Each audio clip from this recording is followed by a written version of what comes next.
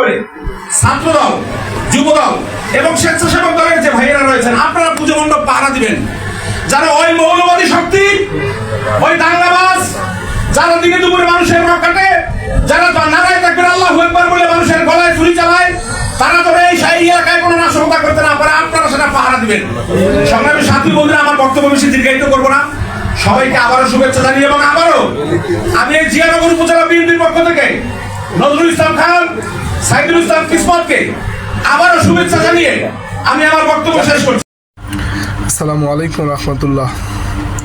আজকে জিয়ানগর বা পিরিজপুর যে কোনো এক জায়গায় ছোট্ট একটা সমাবেশ হয়েছিল ঘরোয়াভাবে, আমি যতটুকু জানি, নয়তো অফিসে কারো, বিএনপির বিশেষ করে।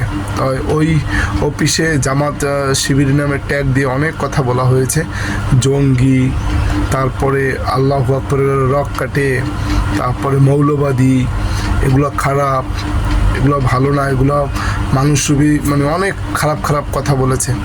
যাই হোক, সমস্যা নেই, ওটা বলার কথা না। কথা হলে আপনার জামাত শিবিরের রক কাটে কিনা, এটা কি প্রমাণ আছে আপনাদের কাছে? আমার কাছে এতটুকু প্রমাণ আছে, আমাদের এলাকার স্বপনশীলের মার্ডারের, যে কারা স্বপনশীলের মার্ডার করেছে, আর ওরা যে কারা স্বপনশীলের রক কাটছে, বাপ্পির রক কাটা কাটছে, এগুলোও আমাদের জানা আছে। সাবধান, কথা সব সাবধানে বললেন, কেননা আমরা তো নিজের চোখে দেখছি স্বপনশীলের মার্ডার, ঠিক না?